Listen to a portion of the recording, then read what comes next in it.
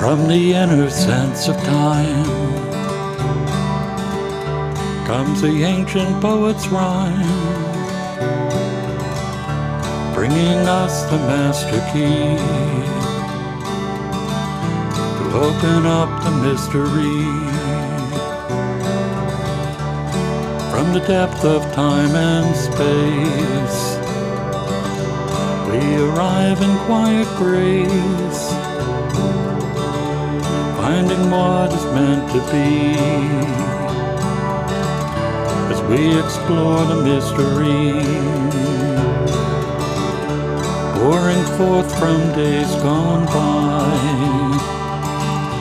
We can hear the poet sigh from the depth of ecstasy, moving into mystery.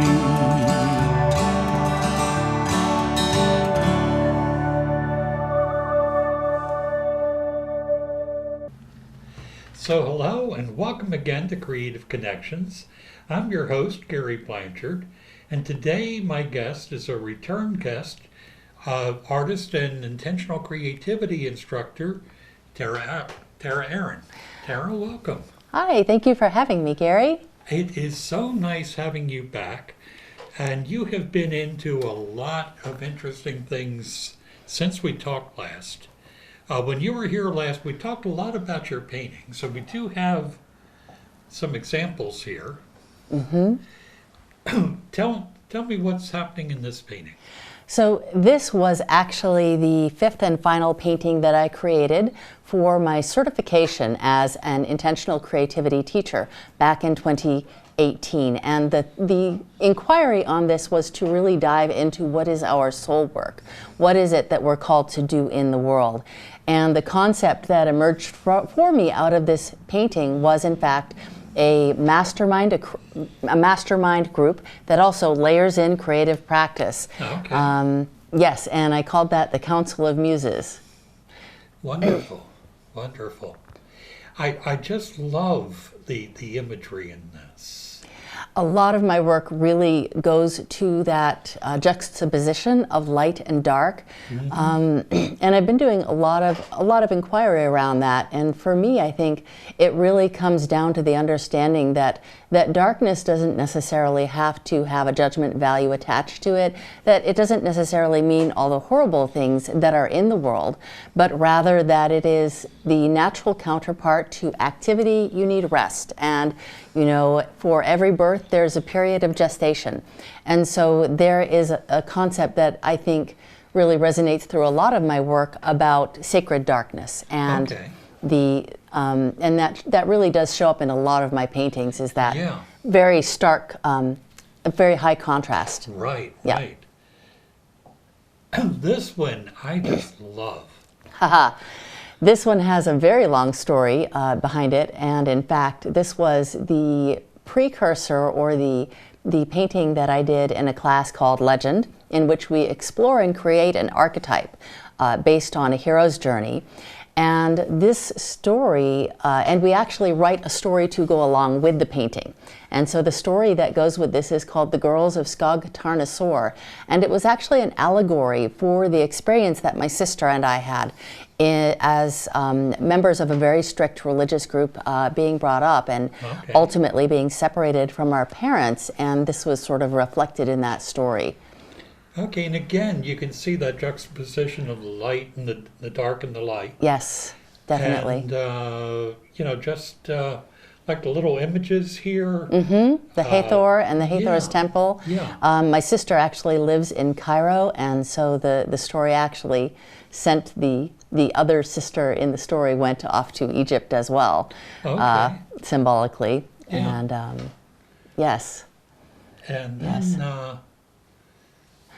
Yes, she is one of the very first paintings I ever did within the oeuvre or the field, within the intentional creativity movement. So the intentional creativity movement is actually a worldwide movement of primarily women artists, but also men who work within it as well.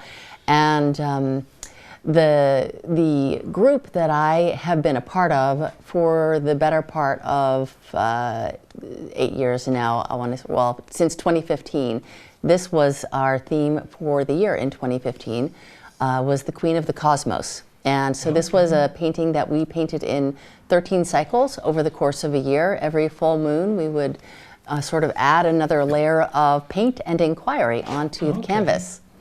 Yeah, and I love, like you can see these hooded figures over here. Yes, yes. There's the sun or moon or whatever it is that is forming a yin and yang. Yeah, yeah.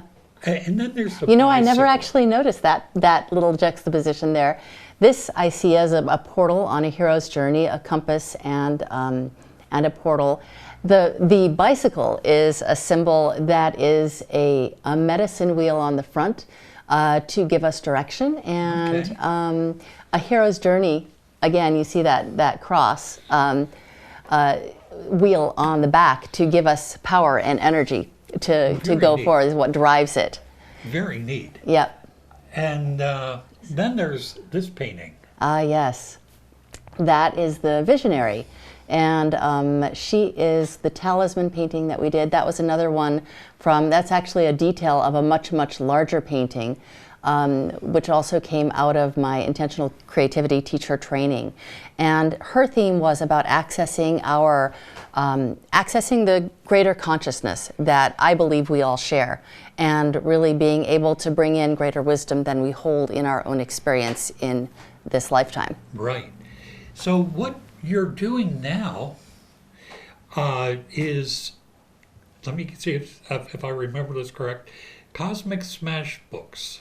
That is absolutely correct. Okay, so tell us a bit about what it's about, and show us some of your examples. So a little background before I go into the books themselves. Sure. So as I mentioned, all of this work is within the intentional creativity movement, and there is a very specific training that we go through. One of my colleagues, who is also an intentional creativity teacher by the name of Kat Zelda Geller, really wanted something that was very accessible for the people that she was working with, that was inexpensive, and a way to make intentional creativity and the process of inquiry and exploring ideas through visual imagery much more affordable and just easy to get at. So you didn't have to necessarily go out and invest in a huge canvas and an easel and all of that goes along with creating more substantial, sort of more traditional works like the acrylic on canvas that we've been discussing. And last year I actually became certified as a Cosmic Smash Booking Guide. Okay. And So that was sort of the intention. And a couple of the other sort of core principles of Cosmic Smash Booking are that we're embracing imperfection and really sort of, I like to think of it as courting the muse in order to gain an ally against our inner critic. And so you'll notice that in these sample books, every single page I have here is crushed and crumpled, and they're really, they're not neat and tidy. They actually begin their lives as these composition books. Okay. And we transform them through many layers of process into these personal oracles. That's cool. Yeah.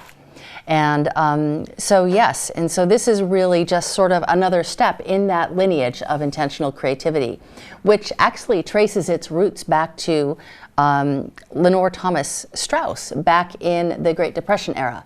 Okay. She was an artist who was commissioned by FDR to do the large works representing, I believe, the Bill of Rights. Okay. And she was the teacher intern to Sue Hoya Sellers, and Sue Hoya Sellers was a friend and teacher to Karen MacLeod and Shiloh, Sophia MacLeod. Shiloh is Karen's daughter, and she's the founder of the Intentional Creativity Movement and the creator of the Color of Woman method, which is what I teach and what I was certified in. Okay. Yeah. And the one thing that struck me, that you were talking about is kind of embracing the imperfection. Yes. because I feel like we get perfectionism driven into us, Yes. and it does keep us from being creative. Yes, it absolutely does. And it's actually very harmful in many other ways, because not only in an artistic endeavors, but there are so many things that we just choose not to pursue because we're afraid that we might fail. And, one of the benefits of creativity that you might find in many, you find your top 10 benefits articles or whatever, is that it's a way to cultivate risk tolerance. And a big part of that is learning to take the risk of creating something that's imperfect. I like to call it, instead of calling them mistakes, when things happen that we didn't plan in a cosmic smash book, I like to call them unexpected, really, Yeah. and they often are really the source of the most discovery. So a lot of the work in these books is going beyond art journaling. It's sort of a form of, well, I wouldn't call it therapy in the professional sense. It is certainly very therapeutic because it allows you to create perspective and distance on the content of your life as you're working with it. And I'll get into that a little bit more later, but each of these is not about creating something beautiful, but rather about finding the meaning within the stories that we bring into the work. Okay. So, and looking for insight. Yeah. So you start with the composition book. Yes.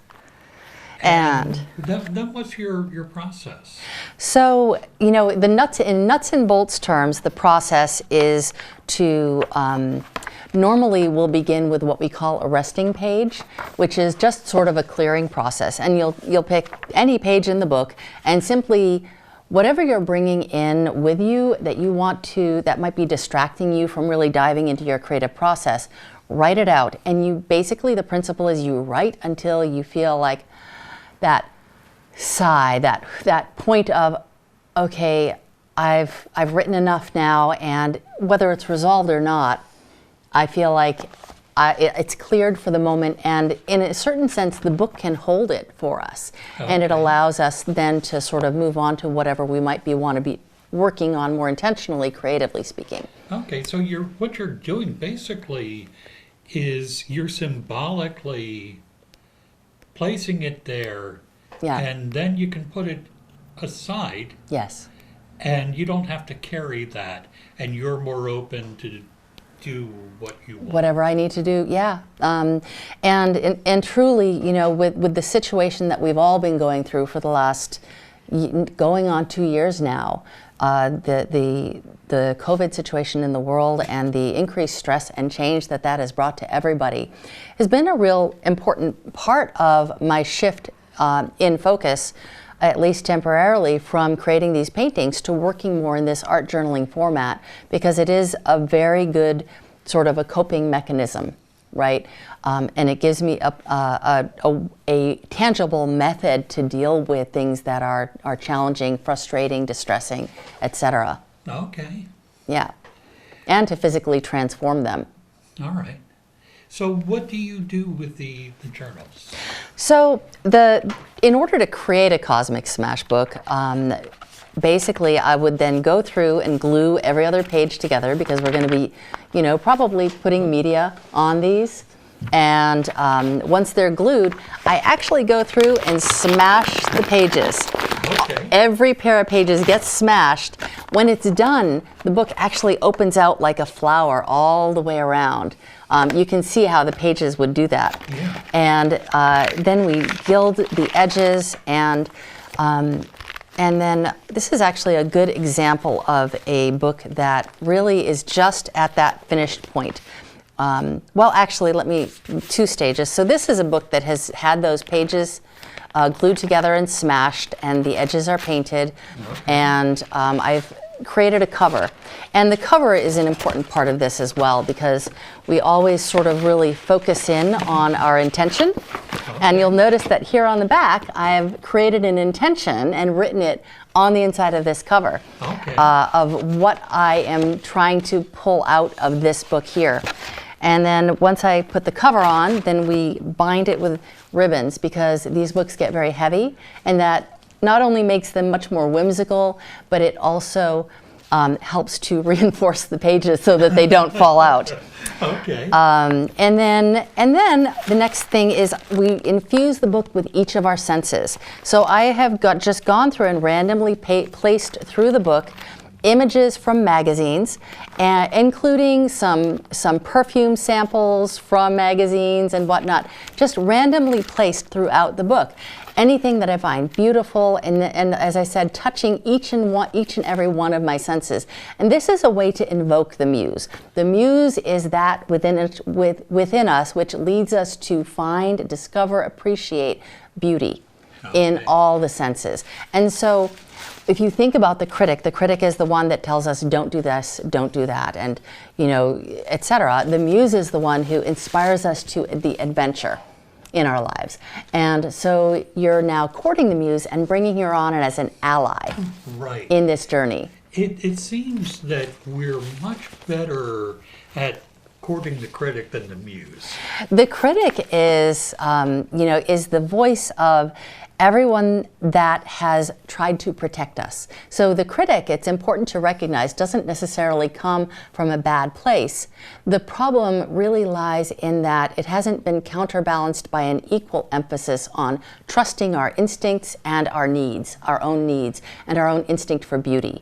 And so really, it's not about killing the critic as it is about creating a countervailing force and intentionally creating a new relationship so the critic can go back to its natural and actually very healthy function of being a navigator and helping us avoid pitfalls and stay out of trouble and make good decisions, but not just decisions that are based on external wisdom, but also by the wisdom of our own hearts and our own needs. That really makes so much sense. Yeah. And cosmic smash booking, the critic will actually come up, and there are so many ways that you can sort of just say, once you have this sort of framework to work in, you can say, well, I hear you, critic, and I'm just going to ask you to take a seat over here because it's just a cosmic smash book.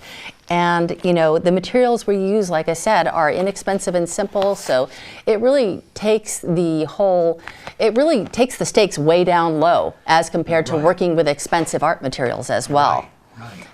And so we have a cosmic smash book, and to show you just how simple the materials are, it could be as simple as a magazine for collage, a bunch of pens, some glue sticks, maybe a pair of scissors, although you don't need them. And, if you get some old magazines around for collaging, literally, you can do it with old paper out of your recycle bin. You don't even need a composition book. You can do this process with anything that you find to hand.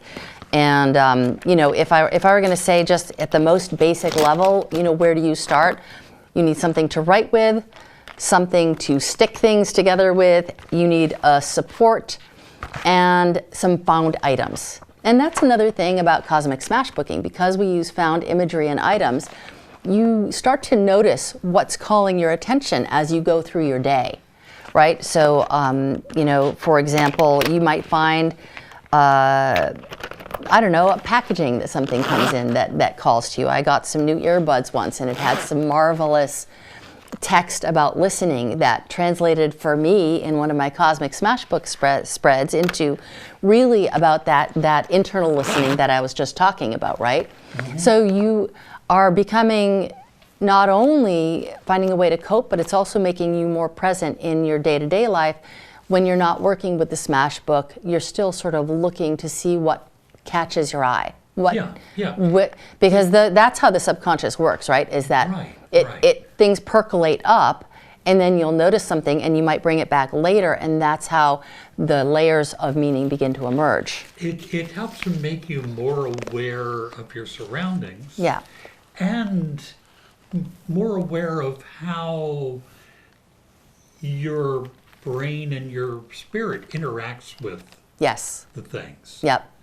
So, I can see, I know as a songwriter sometimes, I will hear a phrase or something that stays with me, and then I bring it into the music. Yes. And it's a great thing. So Yes, exactly. I see, definitely how that would work Yeah. with this. Yep, exactly. And, I've been talking a lot about how the materials are very simple. This is actually a 3-ring spiral bound, or not a 3-ring, it's a spiral bound notebook. And all I did to transform this was I covered up those spiral with just glued in pages of a magazine. And so I haven't really started to work in it yet, but literally anything you have can be made to work one way or another. Yeah. And if I were going to spend a wee bit of money to set up a little bit more of expense into my art journaling, these are the other things I would recommend. I would definitely recommend getting some acrylic gesso. This is a white artist gesso. Okay. And that's really great for, you just paint over the entire surface. It gives you a little bit more of a toothy surface to work on, right? Okay. And it adds a little bit of body to the pages. And then I really love these water-soluble wax pastels. Okay. If you look at them, they look like traditional pastels, but they also work with water, with water. And so you can treat them like watercolors. Oh, You can okay, yeah. color with them like crayons. All right. And I've also noticed that if I put down a layer of this color and then cover it with the white gesso, it picks up and makes the most, I think I've got a page in here like that. The dreamiest shades. You see here, it's just these soft colors. It's almost like Maxfield Parrish-like. Yeah. Really So nice. if I were going to spend just a wee bit of money, I would definitely do that. And this is a lovely little watercolor brush that has its own reservoir on the back. Ah. So you've got the water, you've got the brush, pastels, and you're good to go. You can do so much with just those little So collection. with the pastels, you would use that brush. I might use it like a traditional watercolor and sort of literally just pick the color up with my brush, or I might lay the color down and then go in with the brush and activate it with the water. Okay. Yep. So yeah, it works And works very either way. simple. Extremely simple and just a really fun medium to work with. So yes, very much so. Once you have started your Yeah. book, Yeah. where does it take you? Where That's a wonderful question. I actually have more books than I know what to do with at this point because I've been teaching a lot of classes and demonstrating how to create them. But where it takes me generally depends on the theme of the book. So this one is on the theme of Council of Muses, and we actually used this in our mastermind group last year to explore some inquiries around the pardon me, around the business and professional goals that we had. So Council of Muses Mastermind is it's a traditional mastermind group in that everybody at the table has a sort of a big, hairy, audacious goal that they're pursuing. But then we're also using creative practice in service of that goal, in addition to doing, more traditional or formal business strategic planning, et cetera. We're bringing intentional process in through creativity. So that's what this one was for. But I had even more fun with this. This actually is called Medicine Cabinet, and I specifically created this class. It was a free weekly open studio that I hosted on Zoom for about the first half of this year. And it is essentially a personal oracle of self-care, which is something that I felt the need of with particularly, again, coming with the COVID situation, and so many people, whether it's just being cooped up with the same person for so long and being, having cabin fever, or, having to adapt to, a complete 180 in the way that you do work. There's just been so much change and and the heightening stress and pressure as the public discourse becomes more polarized. Right. Increasingly polarized. All of these are such sources of stress for people, and so I just wanted to create this Cosmic Smashbooking course as a place to go and create not only just a smash book to work things out, but it actually was a way to create then these sort of customized oracle cards of sort of a diagnosis and a prescription. Okay. And so now I can go back, and this, for example, is discussing I should and I could, right? So what are my shoulds right now?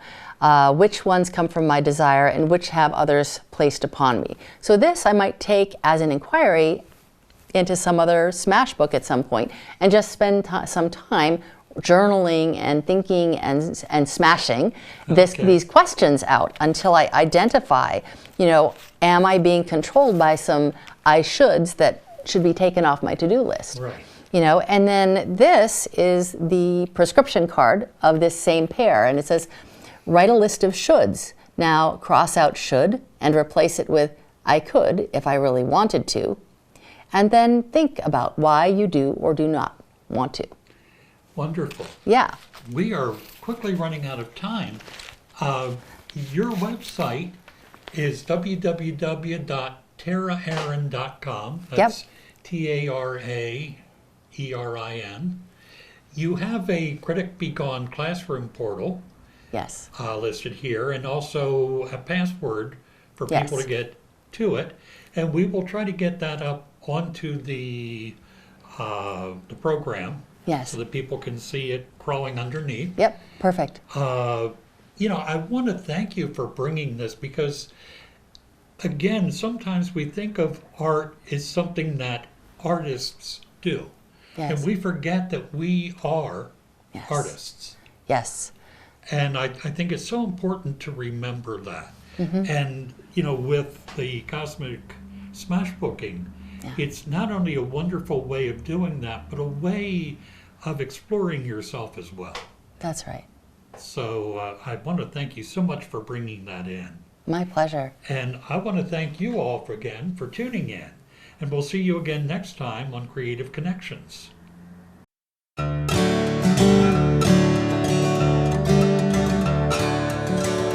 From the inner sense of time comes the ancient poet's rhyme, bringing us the master key to open up the mystery. From the depth of time and space, we arrive in quiet grace, finding what is meant to be as we explore the mystery, pouring forth from days gone by. We can hear the poet sigh from the depth of ecstasy, moving into mystery.